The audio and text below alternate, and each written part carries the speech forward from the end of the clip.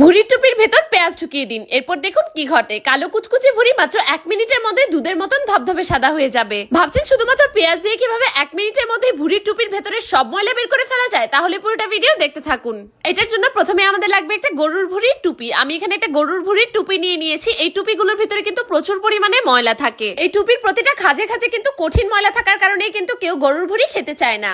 এই কঠিন ময়লাগুলো শুধুমাত্র একটা পেঁয়াজ দিয়ে পরিষ্কার করে ফেলতে পারবেন। একটা পেঁয়াজ আমি টুপির উপর নিয়ে শিল দিয়ে কতক্ষণ পিষে নিলাম। একটু পিষে যাওয়ার পর রসটা বের হয়ে গেলে গরুর ভুঁড়ির গায়েটাকে ভালোভাবে লাগিয়ে নিতে হবে। সে নেওয়ার পরে কিন্তু সহজেই নরম হয়ে যাবে। হাত দিয়ে একটু কচলানি দিলে দেখতে পারবেন পেঁয়াজগুলো কিন্তু একদম খুলে খুলে যাচ্ছে।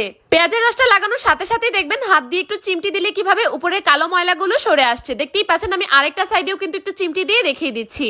এখন আমি ভুঁড়ির উপর একটা ছোট কৌটা নিয়ে নিয়েছি। এর মধ্যে চুন নিয়ে নিলাম 1 চামচ পরিমাণ। 1 চামচ চুন আমি 1 কাপ পরিমাণ পানিতে কিন্তু মিশিয়ে নিব। এই ঘন চুনটাকে আমাদের একটু পাতলা করে নিতে হবে। পানির সাথে ভালোভাবে মিশিয়ে দিলে এটা কিন্তু একটু লিকুইড হয়ে যাবে। এই ঘন লিকুইড মিশ্রণটা এখন আমাদেরকে ভালোভাবে ভুঁড়ির উপরে ঢেলে দিতে হবে। আমি ঘুরিয়ে ঘুরিয়ে ভুঁড়ির চতুর্পাশে কিন্তু এই মিশ্রণটাকে ঢেলে নিচ্ছি। এমন ভাবে ঢেলে দিবেন যেন ভালোভাবে ভুঁড়ির পুরোটা গায়ে মিশে যায়। এখন আমি আরো 1 কাপ পরিমাণ নরমাল পানি কিন্তু এর উপরে দিয়ে দিচ্ছি। ভুঁড়িটা যেহেতু একটু খাদযুক্ত, চুন আর পানি দেওয়ার পর একটু চামচ দিয়ে নেড়ে দিতে হবে। এতে করে প্রতিটা খাঁজে খাঁজে কিন্তু চুনের পানিটা ঢুকে যাবে। এক পাশ হয়ে গেলে অপর পাশে উল্টে ওইটাকে ভালোভাবে লাগিয়ে নিতে হবে। এখন আমি ঢাকনা দিয়ে ঢেকে রেখে দিব 5 মিনিটের জন্য। 5 মিনিট পর দেখতে পারবেন ম্যাজিকের মতন কিভাবে সবগুলো ময়লা উঠতে শুরু করবে। আমি কিন্তু হাত দিয়ে উঠিয়ে ফেলছি। দেখতেই পাচ্ছেন একটা করে গুতা দিলে কিন্তু কিভাবে উঠে যাচ্ছে। আপনাদের যাতে হাতে সমস্যা আছে তারা কিন্তু গ্লাভস পরে নিতে পারেন, অথবা এরকম ছুরির সাহায্যেও করে নিতে পারবেন। চামচ অথবা ছুরি দিয়ে এরকম করে খোঁচা দিলে কিন্তু দেখতে পারবেন ভেতর থেকে ময়লাগুলো উঠতে শুরু করেছে। প্রতিটা খাঁজে খাঁজে ছুরিটাকে ঢুকিয়ে ঢুকিয়ে ময়লাগুলোকে পরিষ্কার করে নিতে হবে। মাত্র কয়েক সেকেন্ডের মধ্যেই কিন্তু একটা পাশ হয়ে গিয়েছে। আমি এখন অপর পাশটাকে উল্টে ভালোভাবে আপনাদেরকে পরিষ্কার করে দেখিয়ে দিচ্ছি।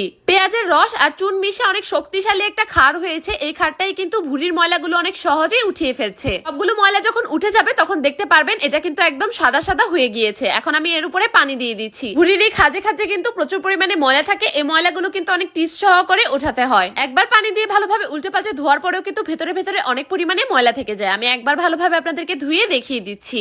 এখনই কিন্তু অনেকটা পরিমাণে পরিষ্কার হয়ে গিয়েছে। সবগুলো পানি আমি ঝারিয়ে নিয়ে এটাকে নরমাল একটা বাটিতে নিয়ে 1 চামচ পরিমাণ ভিনেগার 1 কাপ পানিতে আমি মিশিয়ে এর উপরে আবারও ঢেলে দিচ্ছি। ভিনেগারটা দেওয়ার পর ভেতরের যে ময়লাগুলো রয়েছে সেগুলো কিন্তু ইজিলি চলে আসবে। আপনারা হাতের সাহায্যে একটু খোঁচা দিয়ে দিয়ে বের করে ফেলতে পারবেন। এভাবে একবার দুবার আপনারা পানিটা চেঞ্জ করে নেবেন। এতে করে ভেতরে যে ময়লাগুলো রয়েছে সেগুলো কিন্তু সহজে বের হয়ে যাবে। ভুঁড়ির এই টুপির ভেতরে কিন্তু প্রচুর পরিমাণে বাজে স্মেল হয়। এটা দূর করার জন্য এখন আপনাদেরকে টিপস শিখিয়ে দিচ্ছি। ভুঁড়ি কিন্তু অলরেডি দুধের মতন ধবধবে সাদা হয়ে গিয়েছে। একটাও কিন্তু ময়লা নেই, দেখতেই পাচ্ছেন। এখন আরেকটা পেঁয়াজ নিয়ে আমি কুচি কুচি করে ভুঁড়ির উপরে দিয়ে দিচ্ছি। পেঁয়াজ কুচিটাকে আমি ভুঁড়ির ভেতরে ভেতরে মিশিয়ে 5 মিনিটের জন্য রেখে দিব। এতে করে ভুঁড়ির উপরে যে বাজে স্মেল ছিল সেটা কিন্তু